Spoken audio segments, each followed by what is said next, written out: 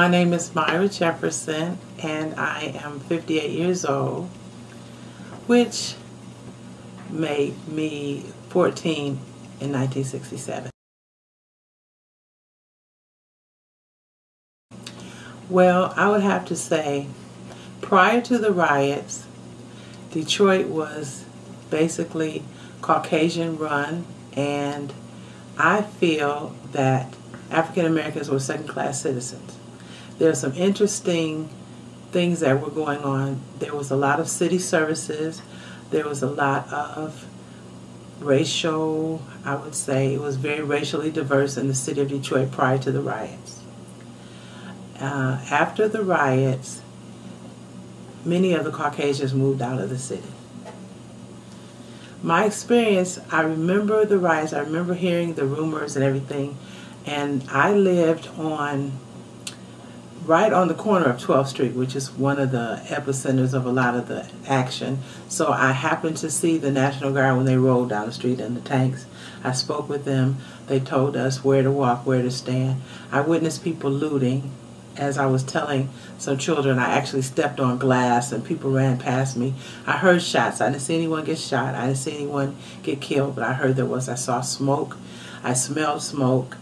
And there was all the stores that I knew of, all the windows were broken out of them. And personally, someone handed me a pair of gym shoes in a box and basically told me to run. So it was just, I didn't really know what was going on.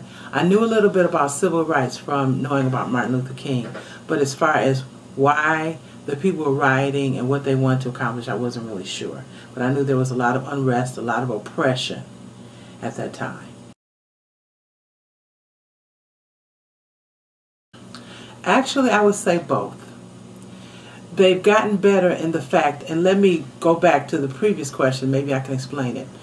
There has been a lot of effort, such as Focus Hope and things like that, of people trying to understand the African American experience. When I was younger, no one tried to understand. You did what you were told. Everything was taken care of for you. And I didn't understand all the ramifications of that, but I can honestly say there were no black policemen that I know of, black teachers, black bus drivers, anyone with any authority in any job was a Caucasian. And black people were mainly factory workers, maids, possibly cashiers, things like that. So I think it empowered black people, but it caused resentment because it was so...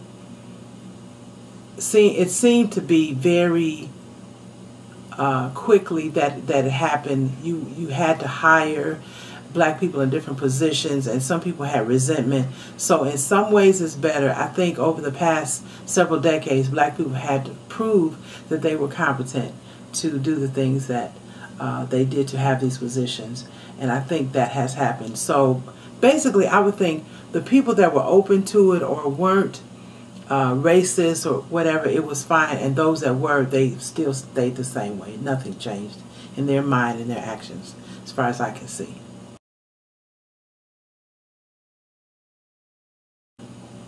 I would say take advantage of every opportunity. One experience that I had when I was growing up, when I was 7th and 8th grade, I was honestly made to feel inferior, and I wasn't inferior, and I knew I wasn't inferior. They were always explaining things to me, giving me the definition as if I didn't know them. It was like, oh, you know, you poor little girl, you don't know this, you don't know that. And I'm like, yes, I do. You know, I speak, I understand. So and there wasn't those advantages. There was a lot of push in the community, get an education, be respectful, be a contributing member of society. And so we've done that, and now some of the young people, they have the advantages that they don't realize that we didn't have. So I would say take advantage of everything from the Pell Grant to field trips to whatever. Make sure you know, and it may sound very corny, but get a library card, go to the museums, know your history, know the city history, know your family, have a goal, and don't just feel that everything should be given to you. When I was in school, we had to pay for books, we had to buy our own school supplies, and now children are given books, and that's very, very foreign to me. So my message would be, take advantage of where you are and what you have, and use it to your fullest potential to reach your highest level. That would be my message.